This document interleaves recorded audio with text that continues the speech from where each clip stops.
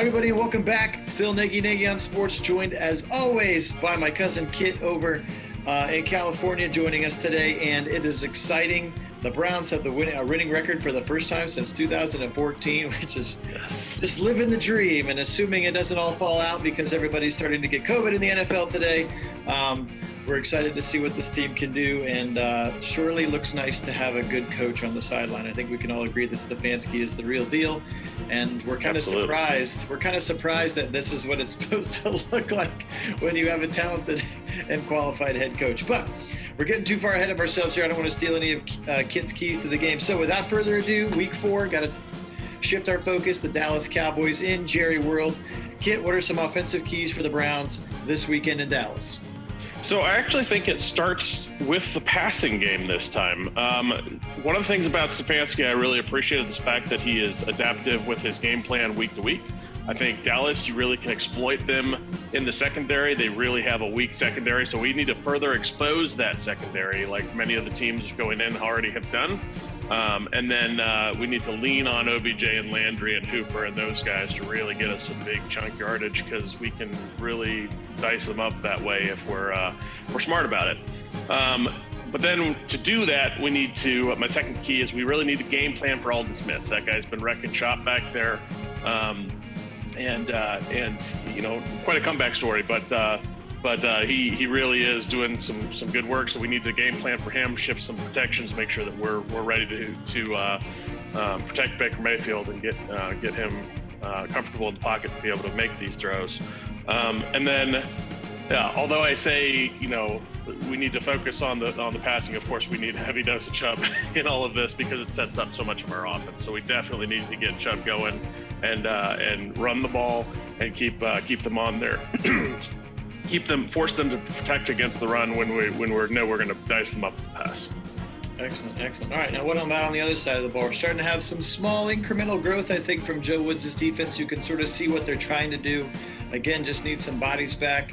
Not sure how many of them are going to come back this week or not. Maybe a little bit more Mac Wilson. We know Greedy is out again. We know OB's out again, which is a shame. But what are some keys on the defensive side of the ball to stop Zeke, Dak, and this powerful Mike McCarthy offense? Well, I think it does help that we do have some of those guys coming back at least. So a little bit more healthy. I think that will help and show up. And it already has started to a little bit, like against Washington. But so first key, D-line's got to feed. You gotta get the D-line going. We got to get those guys in the backfield, make Dak uncomfortable. He's got some really talented receivers to throw to, arguably 3 number ones. With Wilson coming on in the number 4 role. So, I mean, it's pretty impressive what he's got there for talent-wise. We really need the defensive line to come and have a big game for us, because if they're not getting pressure, they're just going to dice our defense apart, and it's going to get ugly. Second key is to minimize the blitzing. This defense, if we spend too much time blitzing, Dak will eat that alive. He will rip that apart. We really need the organic pressure from our defensive line, not just blitz to get pressure. Because if we can do it with just 4 guys up front, and then have everybody else in pass coverage, that's going to increase our odds that we're going to have some good coverage back there, and take away some of those high-powered, high-octane threats that they have. And then the last key again in that passing regime is really need support from our linebackers and our safeties in particular. I'd like to see Ronnie Harrison step up. They really got to support in those zones. We need to see those guys helping the corners out, helping the slot out, helping against these threats that they've got, so that we can potentially pick off a ball here or there or force some incompletions. Awesome. Yeah, sounds like a recipe for success. So overall keys to victory in Jerry World this weekend. So first, we got to carry the momentum. We've got some good momentum going into this game. If we can carry that forward, it seems like our offense is finally starting to get its rhythm, feel like they're together. Our defense is starting to come together. We're starting to see a little bit of that. If we can carry that momentum forward, that will really help us. We have to finish drives. We cannot be getting 3 points on a drive where we need 7. We're not going to stick with this team if we do that, because they're going to be able to get 7 probably on us, which means we've got to get 7 if we want to stay in the game. So finish drives is number 2. And the last one as always, we got to get that clean execution in our games, limit our penalties, and just do your job, what you're supposed to be doing out there on every play. Sounds like a winning recipe for sure, for sure. All right, let's do a little bit of over-under, backed by popular demand. We saw some kind of crazy things happen in the sim this week with the Cowboys game. They got up to a big lead, and then they just pounded Zeke to the tune of 33 carries. So we'll start there. I know it seems a little far-fetched, but Zeke over under 176 yards, which is what he had in that sim against us.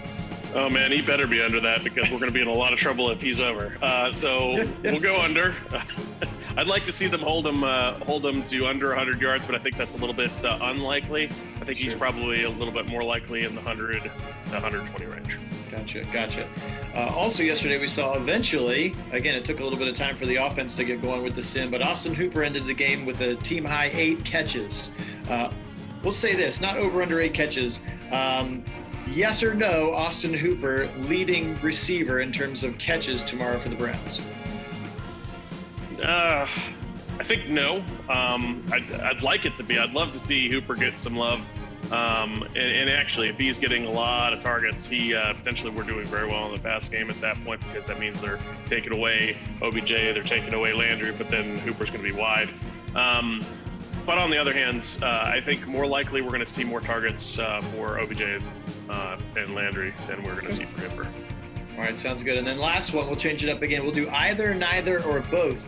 In the sim, both Baker and Dak against weak secondaries had well under 300 yards passing. Neither of them got close to it, which was kind of crazy to me, both in the mid-200s. So either, neither, or both Baker and Dak, will they stay under 300 yards passing? I got to get a neither. I think both of them are going to end up over 300-yard mark. And it's going to be a wild, electric game. Should be fun to watch. I'm hoping that we end up with some takeaways to help limit the score here, but which is why my prediction is not going to be too extreme with the scoring. But we'll see. Gotcha. Well, again, you're leading us right to it. The sim yesterday was 30-24, Cowboys beating the Browns. It was rough. We watched it together for those of you who were on the stream, which was great. So official Nagy Sports score prediction for the Browns and the Cowboys tomorrow is? So I got to give it to the Browns. Very similar score, 30-27. I think the Browns really can win this one, but it's going to be a real test. I think we can do it, but we gotta get our big guns out and really execute. Sounds good. As long as they don't try to onside kick against us, right?